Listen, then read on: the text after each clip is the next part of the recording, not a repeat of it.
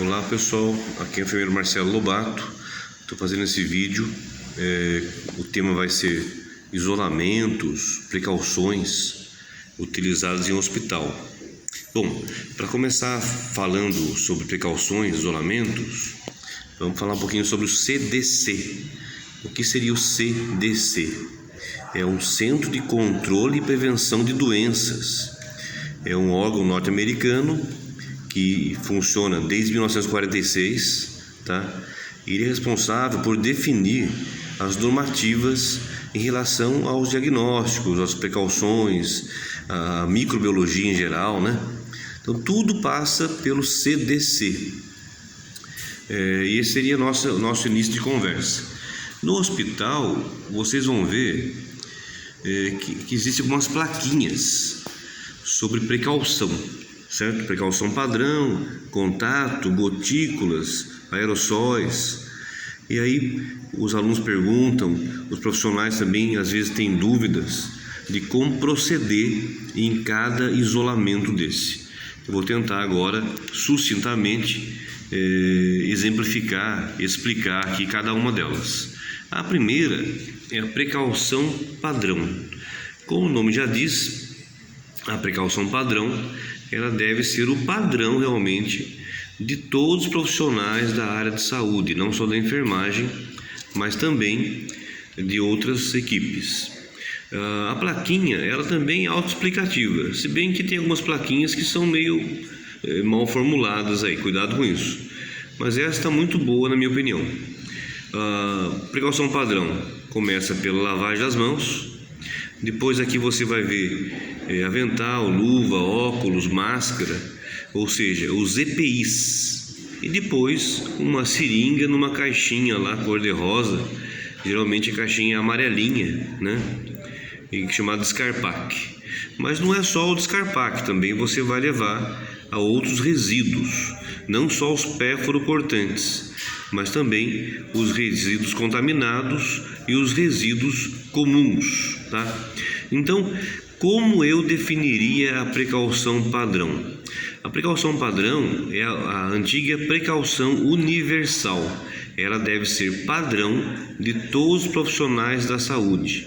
E o que ela engloba? A lavagem das mãos, o uso do álcool gel, o uso do EPI certo na hora certa, na ocasião certa, tá? E o descarte adequado de resíduos de serviço de saúde, tanto os pérfuro-cortantes como também os comuns e os contaminados, tá? O comum é saco de lixo preto e o contaminado, saco de lixo branco.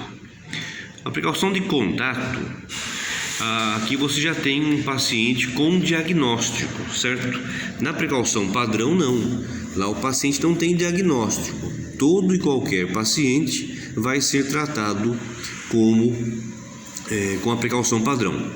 Na precaução de contato vão entrar algumas doenças onde a bactéria, o micro-organismo, vamos dizer assim, é mais pesado, vamos colocar assim, tá?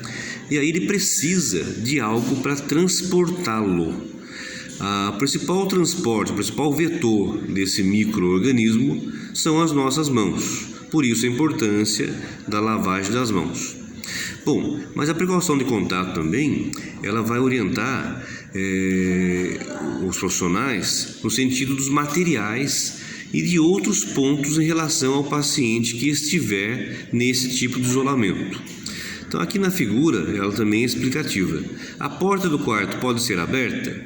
Pode ser aberta, não obrigatoriamente tem que ser fechada. Também existe na precaução de contato o isolamento em corte, ou seja, alguns pacientes são colocados no mesmo quarto, desde que os seus objetos pessoais sejam individuais e respeite uma distância mínima de 2 metros de um leito para outro, tá? Mas a precaução de contato, a bactéria não sai voando por aí, ela é transportada de alguma forma. De que forma? Principalmente pelas mãos, como já falei, e por fômites. O que são fômites? São objetos de uso pessoal. E no hospital você tem uma gama maior de fomites do que você teria numa residência, por exemplo. Então, o esteto, o termômetro, o aparelho de pressão, tudo isso são fomites. Não só escova de dente, talher, roupa íntima, mas também esses equipamentos usados exclusivamente em hospitais. Então, guarda, a porta pode ser aberta. Dentro do quarto posso ter um ou mais pacientes, desde que os materiais sejam individuais e respeitem uma distância mínima de uma cama para outra. E o transporte do paciente, vamos dizer que esse paciente precise de um raio-x, uma tomografia, uma cintilografia, coisa parecida.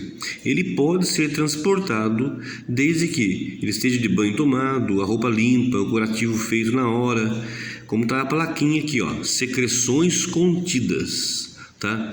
Então guarda isso. E se a porta do quarto for fechada, ter uma sequência, uma rotina de limpeza da maçaneta da porta, tá? Porque a maçaneta fica altamente contaminada, não só do isolamento de contato, mas de todos os quartos. Então guarda, precaução de contato. O quarto, não necessariamente a porta fechada. O quarto pode ser privativo, mas também pode ter isolamento em corte. Os EPIs e os fomites de uso individual e o transporte do paciente com secreções contidas, certo? E aí, não é porque está em isolamento de contato que você vai esquecer a precaução padrão. Você também trabalha com a precaução padrão. Descarte de materiais, por exemplo, tem que ser respeitado. Na precaução de gotículas, você vai ter uma bactéria, um micro-organismo, um vírus, onde ele é menor, ele pode ser passado pela gotícula. Essa gotícula é uma gotícula que você enxerga a olho nu, é chamada de perdigoto. Aí o quarto deve ser obrigatoriamente individual, mas a porta, você observa aqui no desenho, na figura, que a porta ainda está aberta. Por quê? Porque essa gotícula, que é uma gotícula que você enxerga a olho nu, é chamada de perdigoto, ela só contamina numa distância máxima de 2 metros, em média, tá? Então, uma tosse, um espirro, ou quando você fala, você espirra pequenas gotículas de saliva e essa gotícula pode estar transportando um micro-organismo causador de doenças. Por isso a porta também é indiferente, pode ficar aberta, a não ser que a cama esteja muito próxima da porta, aí tem que fechar a porta, tá? Mas o quarto deve ser privativo. E aí você também vai ter a obrigatoriedade do profissional que entrar no quarto estar usando a máscara comum, e se for transportar o paciente fora do quarto, também deve estar usando a máscara comum, tá bom? A precaução de gotículas é isso. Também não deve esquecer a precaução padrão, porque está em isolamento de gotículas. E por último, mais difícil de se fazer o isolamento, são as precauções por aerossóis. O termo correto é esse. A porta obrigatoriamente fechada, como está na figura, tá? É uma precaução mais difícil de fazer. Por quê? Porque o micro-organismo é muito pequeno, menor do que 5 microns. Ele fica pairando no ar um certo tempo, em gotículas, chamadas gotículas de aerossóis. Então, diferentemente dos perdigotos, os aerossóis ficam pairando no ar por um certo tempo e atinge um raio, uma área muito maior do que atingiria o perdigoto. Tá? Aqui vai, para entrar no quarto, o profissional deve usar a máscara N95, que tem um poder de filtração maior, mas o CDC orienta que, se for transportar o paciente fora do quarto, esse paciente pode estar usando apenas a máscara comum, tá? Isso não é minha orientação, é a orientação do CDC. Então, é uma coisa oficial do CDC.